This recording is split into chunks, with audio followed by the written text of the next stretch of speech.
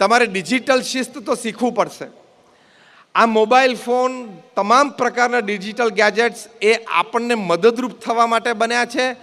Reverse થઈ ગયું, આપણે એના ગુલામ થઈ ગયા છીએ, એટલે પરિવારને સમય નથી આપી શકતા અને એમાં પાછો એકબીજાનો ઈગો વધતો જાય. આપણે એના ગુલામ થઈ ગયા. દર ત્રીજી મિનિટે આમ મોબાઈલને હાથના અડાડીએ ને તો આપણે ડિસ્ચાર્જ થવા માંડીએ. મોબાઈલ તો જ્યારે થાય ત્યારે સાંજ પડે. એને લીધે આ મિલેનિયલ્સમાં જે 2000ની સાલની આજુબાજુ જન્મ્યા છે ને, 2000ની આજુબાજુની સાલમાં જે બધા જન્મ્યા છો ને, 2000, 2001, 2 એને મિલેનિયલ્સ કહેવાય. એ બધાને જે ડિજિટલ ડિઝીઝીસ થાય છે ને, ડિજિટલ રોગ, ગોવિંદ કાકા, હું તમને એનું વર્ણન કરું, બહુ સાંભળવા જેવી વાતો છે. એ પરિવારોત્સવ મારી કાઢે છે આપણો. ડિજિટલ ડિઝીઝીસમાં પહેલો મોટો છે ને ફબિંગ, ફોન પ્લસ સ્નબિંગ. મહેશજી, you know this word better. Phone plus snubbing એટલે શું?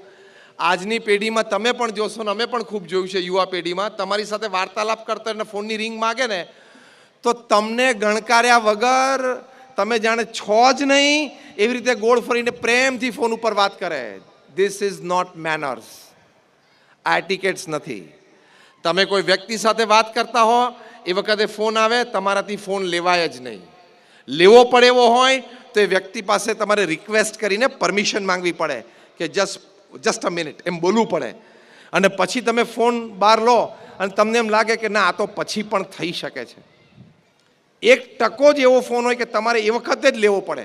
બાકી 99% ફોન ઇનકમિંગ એ વખતે કેવા હોય, પછી થઈ શકે છે. પ્રત્યક્ષ વ્યક્તિને જ તમારે આદર આપવો પડે. જે વ્યક્તિ સામે પ્રત્યક્ષ છે એને આદર આપવો જ પડે. એને આદર આપીને તમે ફોનમાં કોઈ વ્યક્તિ એના ટાઈમે 200 માઇલ દૂરથી તમને ફોન કરે અને તમે વગર મેનર્સે ફોન ઉપાડી લો અને પછી ફોન ઉપાડ્યા પછી પહેલાં 1%ની રેન્જમાં આવતું એટલે કે વ્યક્તિ સાથે વાત કરવી પડે એવી હોય તો સામે ઊભેલી વ્યક્તિની બીજી વાર તમારે પરમિશન લેવી પડે. તમારે કહેવું પડે કે જરા એક અગત્યની વાત છે, હું 2 મિનિટ કરી લઉં, એવું પૂછવું પડે.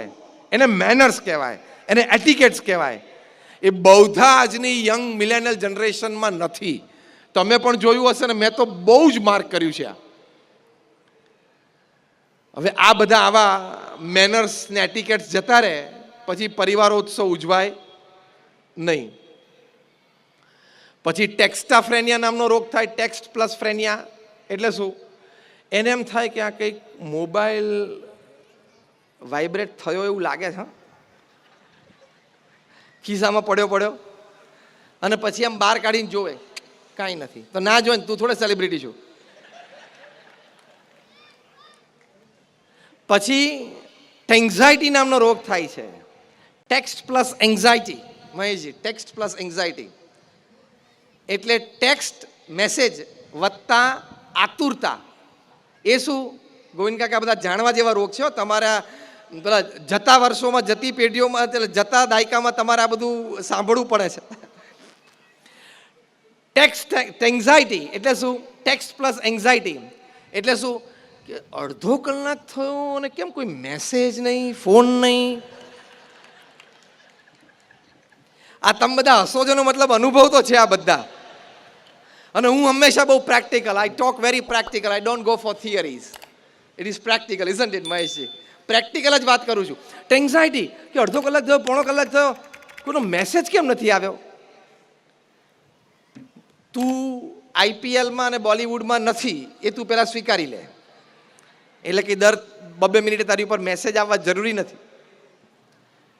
ફેડ નામનો રોગ થાય છે. Facebook addiction disorder. World Health Organization has officially declared FAD as a mental disorder. Facebook addiction disorder. તમે દિવસમાં 5થી વધારે વખત ફેસબુક ખોલો એટલે તમે માનસિક રોગથી પીડાવ છો એવું વર્લ્ડ હેલ્થ ઓર્ગેનાઇઝેશને કહ્યું છે.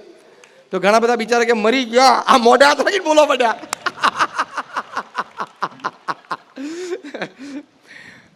5થી વધારે વખત તમે દિવસમાં ફેસબુક ખોલો એટલે તમે માનસિક રોગથી પીડાવ છો એવું વર્લ્ડ હેલ્થ ઓર્ગેનાઇઝેશન કહે છે. યુનોની આ સંસ્થા છે. આશ્ચર્ય થશે તમને ગોવિંદ કાકા કે મુંબઈમાં એક જાયન્ટ મલ્ટીનેશનલ કોર્પોરેશનના એક એક્ઝિક્યુટિવ જેનો એન્યુઅલ પે 2 કરોડ રૂપિયા, એટલે બહુ સારા એક્ઝિક્યુટિવ હતા, એણે પોતે કર્મચારીને હાયર કર્યો છે. એને એ લગભગ લાખ રૂપિયાનો 1.5 લાખ રૂપિયાનો માસિક પગાર આપે છે. એને બાજુમાં બેસવાનું અને એનું કામ શું એ કર્મચારીનો કે હું ઓફિસ આવર્સ દરમિયાન, કામના કલાકો દરમિયાન જો હું ફેસબુક ખોલું તો તારે મને લાફો મારવાનો. લાફો મારવાના મહિને 1.5 લાખ આપે છે. લાફો મારવાના મહિને 1.5 લાખ રૂપિયા, કારણ કે એને સખત આદત પડી ગયેલી. હમણાં 3 મહિના પહેલાં દિલ્હીની રામ મનોહર લોહિયા હોસ્પિટલમાં 2 ભાઈઓને દાખલ કરવા પડે. એકની ઉંમર 19, એકની લગભગ 16-17 જેવી. એમ્બ્યુલન્સમાં એમને ઘરેથી લઈ ગયા ને ત્યારે પણ એની સામે ફેસબુક ખુલ્લું હતું. કેમ કે ફેસબુક એડિક્શન ડિસઓર્ડર, જેમ તમાકુનું વ્યસન હોય, જેમ દારૂનું વ્યસન હોય, એમ ફેસબુકનું પણ વ્યસન. એટલે ફેસબુક એને ખુલ્લી હોય તો જ એને ખાવાનું ભાવે, તો જ ભૂખ લાગે, તો જ પાણી પી શકે, તો જ તરસ લાગે. જેમ તંબાકુના વ્યસની હોય છે ને, ટાઈમે મળે નહીં ત્યારે બહુ તકલીફ પડે. એક ભાઈ અમને કહ્યું કે સ્વામી તકલીફ એટલે તમને ખબર નથી. મેં કહ્યું શું? કે હું આમ તમાકુ ચોડું ને પછી જ હું ટોયલેટ જઈ શકું. ઘણા બધાને એનું માનસ છે એની સાથે લિંક થઈ ગયું. ચોખ્ખી દેશી ભાષામાં સિંક થઈ ગયું. સિંક, ડેટા સિંક થઈ ગયો. એટલે પછી એને કહ્યું કે તું તમાકુને ચૂનો જે ચોડે છે ને એ જમણા હાથથી તું અંગૂઠો ફેરવે છે ને, આ એક્યુપ્રેશર પોઈન્ટ ટોયલેટનો જ છે. એટલે તું તમાકુ ચોડે કે ના ચોડે, એમને એમ ચોડે તોય તને શરૂ થઈ જાય સેન્સેશન. અત્યારે કોઈ પ્રયત્ન ના કરતા, પછીની વાત છે આ. અને એમાં પછી તમાકુની ગરમી પડે એટલે ગરમી સાથે પ્રેશર આવે ને એટલે આવવા માંડે. મેં તમને બતાવતો થોડો અંગૂઠો નીચો રાખ્યો છે.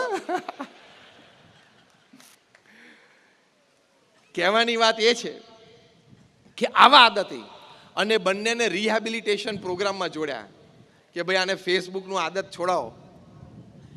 ફેસબુકનું ચોખ્ખું ગુજરાતી ખબર તમને? ફેસબુકનું ગુજરાતી ભાષાંતર એક શબ્દમાં, ફેસબુકનું ગુજરાતી ભાષાંતર જે આપણે વર્ષોથી સાંભળીએ છીએ આપણા બાપ દાદા પાસેથી, પંચાત. હવે તમે માર્ક કરો, હું સાચું બોલું છું ખોટું બોલું છું. ફેસબુકનું ચોખ્ખું ગુજરાતી એટલે પંચાત. ગામ શું કરે છે, મારા મિત્રો અને પરિચિતો શું કરે છે, હું જેને ફોલો કરું છું એણે આજે શું કર્યું, તે તું આટલો બધો નવરો છું? એ ગામ શું કરે છે. એમાં પછી ફોમો નામનો રોગ થાય, fear of missing out. FOMO એટલે શું? તમારા 4-5 મિત્રો ભેગા થયા હોય અને કંઈક ભેગા થઈ ગયા, આઈસ્ક્રીમ ખાધો અને એ લોકો ફેસબુક ઉપર પોસ્ટ કરે અને તમે જુઓ એટલે વિચાર શું આવે? મને કેમ યાદ ના કર્યો, મને કેમ નહીં બોલાયો હોય? આ 5માંથી એક પેલો જે છે ને એ મને ખબર છે ને મારા પ્રત્યે સારો ભાવ નથી, એટલે એણે આ 4ને ચડાયા છે. આ 4માંથી કોકે તો મને યાદ કર્યો હશે, પણ એણે કીધું હશે કે નથી બોલાવો. આ વિચારોના વમણ ચાલુ થઈ જાય. આ વિચારોના વમણમાં યંગસ્ટર્સ અને ટીનેજર્સને રાત્રે સ્લીપિંગ પિલ લેવી પડે છે, ઊંઘ નથી આવતી, અનિદ્રાના રોગ થાય છે. એની સામે જોમો મુવમેન્ટ ચાલી, JOMO, જોમો movement, Joy of missing out. કે 5 મિત્રોએ ભેગા થઈને ફેસબુક ઉપર પોસ્ટ કર્યું કે અમે ભેગા થયા અને હોટલમાં આનંદ કર્યો, અને જે રહી ગયો હોય, જોતો હોય, એને ડિપ્રેશનમાં, દુઃખમાં આવવાની જરૂર નથી. એ ઘરે માતા પિતા સાથે રાત્રિ ભોજનમાં ખીચડી ખાતો હોય એનો ફોટો સામે પોસ્ટ કરે કે તમે મિત્રોએ ભેગા થઈને આનંદ કર્યો ને, મેં પણ પપ્પા મમ્મી સાથે રાત્રે બેસીને ખીચડી ખાઈને આનંદ કર્યો. આને શું કહેવાય? પરિવારોત્સવ.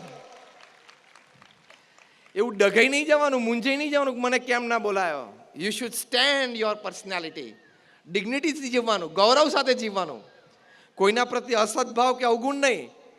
પણ ના થયું, ના બોલાવ, it's fine, it's okay, they are they, I am me, simple. આ વાત મેં ડિજિટલ સંબંધી એટલે કરી કે આમાં આપણો ટાઈમ બહુ જાય છે, એટલે પરિવારને આપણે સમય નથી આપી શકતા. ફેસબુક ઉપર કોકની પોસ્ટ જોઈને આપણા મૂડ્સ અપડાઉન થાય છે. બધાને અનુભવ હશે. હું સાચું બોલું છું ખોટું? આંગળી ઊંચી કરો જો હું સાચું બોલતો હોય તો. બધા આંગળી ઊંચી કરી. કે ફેસબુક ઉપર આપણા મિત્રોના ચિત્રો જોઈને આપણા મૂડ અપડાઉન થાય છે. તો આટલું બધું રિમોટ કંટ્રોલ કોકના હાથમાં આપી દેવાય આપણું? રિમોટ કંટ્રોલ લઈને તમે ટીવી સામે બેસો ને તમે દબાવો એમ ટીવી પર સ્ક્રીન ઉપર બધું ડિસ્પ્લે બદલાય. એમ કોક ફેસબુક ઉપર પોતાના ફોટો પોસ્ટ કરે અને તું શેનો ઝાંખો થઈ જાય છે. એટલે આટલું બધું રિમોટ કંટ્રોલ તો કોઈને હાથમાં આપી દેવાનું નહીં. આ બધો સમય એમાં જાય છે એટલે પરિવાર સાથે સમય નથી આપી શકતા. ગોવિંદ કાકા તમને સ્ટીવ જોબ્સની વાત કરું. સ્ટીવ જોબ્સ એપલ કંપનીના માલિક, $3 ટ્રિલિયન અત્યારે એની માર્કેટ કેપ છે. The market cap of Apple is $3 trillion. 2000 અબજ ડોલરનું એનું રેવન્યુ છે. એટલે દુનિયાના લગભગ 250 દેશની જીડીપી કરતા એપલનું રેવન્યુ વધારે છે. દુનિયાના 200 નહીં 250 દેશોને ઇન્ડિવિજ્યુઅલી તમે લો તો એ સરકાર પાસે જે છે એની કરતાં એપલ પાસે વધારે છે. કેટલી તાકાત કહેવાય કંપનીની. 56 વર્ષની ઉંમર એમનું કેન્સરથી મૃત્યુ થયું પછી એમના મિત્ર એન્ડરસન અને નિક બિલ્ટન એમનું જીવન ચરિત્ર લખ્યું છે. જીવન ચરિત્રનું નામ છે સ્ટીવ જોબ્સ, કારણ કે બ્રાન્ડ નેમ હતું.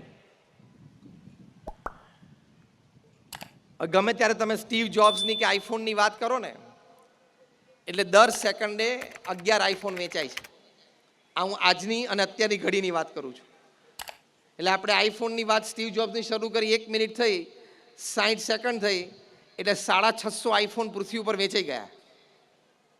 દુનિયામાં જેટલા આઈફોન વેચાણા છે એનો ઢગલો કરીએ એટલે આઈફેલ ટાવર પેરિસમાં છે ને એના જેવો ઢગલો થાય. આઈફોન આપ્યો, આઈપેડ આપ્યું, આઈપોડ આપ્યું, આઈક્લાઉડ આપ્યું. એનો પરિવારોત્સવ વિશે વાત જાણવા જેવી છે. પહેલો પરિવારોત્સવ એટલે કે તમને ખબર છે આઈ ઉપરથી કેમ બધી પ્રોડક્ટ બહાર પડે છે? IPhone, iPad, iCloud. એનો અહમ નથી કે મેં આ વાત કરી છે, પણ એમનો ટેકનિકલ ડિઝાઇનર એનું નામ હતું જ્હોન આઈવી. સ્ટીવ જોબ્સનો આઈડિયા હતો પણ ટેકનિકલ ડિઝાઇન જ્હોન આઈવીએ કર્યું એટલે આઈવી એનું લાસ્ટ નેમનો પ્રથમ અક્ષર આઈ ઉપરથી બધી પ્રોડક્ટ બહાર પડે છે. આને શું કહેવાય?